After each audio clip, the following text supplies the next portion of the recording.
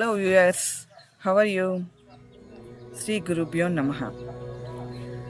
ఈరోజు మనం states of mind గురించి ఒక ఇనిషియల్ స్టేట్ ఆఫ్ లెర్నింగ్లో పెట్టుకుందాం. మన ధర్మం ప్రకారం మన స్థితులు ఉన్నాయి కదా: జాగృతి, స్వప్న, సుషుప్తి, తురియం, తురియాస్థితి, తురియాతీత స్థితి. ఇది 5 స్టేట్స్ ఆఫ్ ఎగ్జిస్టెన్స్. ఇట్లనే అంటే 5 స్టేట్స్ ఆఫ్ మన మైండ్ అన్నమాట. దీనిని నవీనంగా అంటే ఆధునికంగా ఇంగ్లీష్లో ఎట్లా చెప్పచ్చు తెలిసిందా? Alpha, beta, theta, delta, gamma. ఇవి స్టేట్స్ ఆఫ్ మైండ్.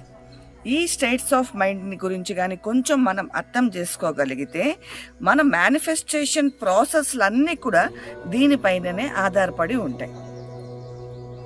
జాగృతి స్థితి అంటే మనం మేలుకున్నప్పుడు చేస్తాం చూసారా, ఆ పనులన్నీ జాగృతి స్థితిలోనే. జాగృతి అంటే మేలుకొని చేస్తున్నాం అనేది.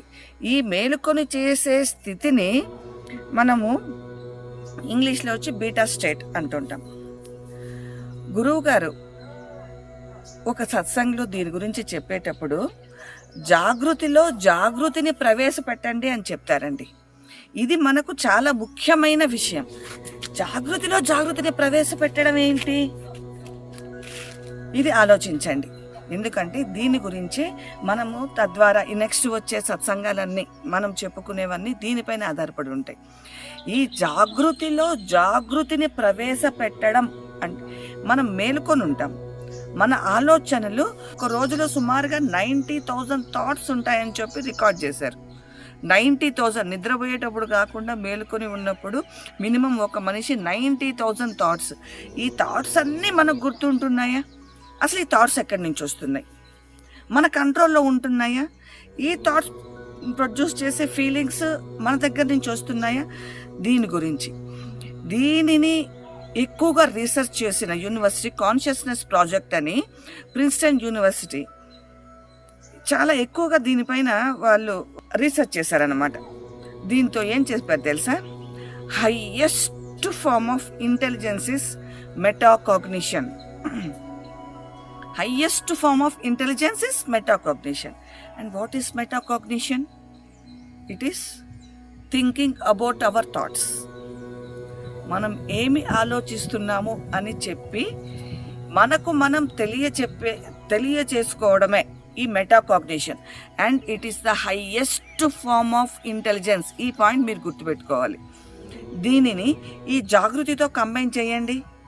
జాగృతిలో జాగృతిని ప్రవేశపెట్టడం అంటే మేలుకున్నప్పుడు మనం మెలకువగా ఉండడం, తెలియకుండా ఏమంటే వచ్చేస్తుంటాయి, వెళ్తుంటాయి థాట్స్. ఇవన్నీ కాకుండా అసలు మనకి ఇప్పుడు ఎటువంటి థాట్స్ వస్తున్నాయి, what we are thinking right now.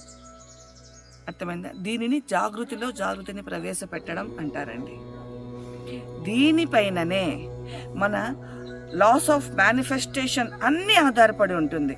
Let it be law of attraction, law of vibration, laws of assumption అన్నీ కూడా ఈ మెటాకాగ్నిషన్ యొక్క స్కిల్ పైననే ఆధారపడి ఉంటుంది. ఈ మెటాకాగ్నిటివ్ స్కిల్ని మనం డెవలప్ చేసుకున్నాం అనుకుంటే ఈ లా ఆఫ్ అట్రాక్షన్, అజంప్షన్ అంటే ఏంటి? ఈ మేనిఫెస్టేషన్ ప్రాసెస్లన్నిటినీ కూడా మనము మన కంట్రోల్లో పెట్టుకోవచ్చు. అంటే వాట్ వీ థింక్ యద్భావం తద్భవతి. మనం ఏం ఆలోచిస్తామో అదే దానిని మనము మన యొక్క పూర్తి కంట్రోల్లో ఉంచుకోవచ్చు. హాయ్ వ్యూయర్స్, ఈ వీడియోకు సంబంధించి మీకు ఇంకేమన్నా క్లారిఫికేషన్ కావాలన్నా, ఇంకొంచెం డీప్గా తెలుసుకోవాలనుకుంటున్నా కింద కామెంట్ సెక్షన్లో కామెంట్ చేయండి. తప్పకుండా నేను ఫర్దర్ వీడియోస్లో దానిపైన మీకు క్లారిఫికేషన్ ఇస్తాను. Thank you.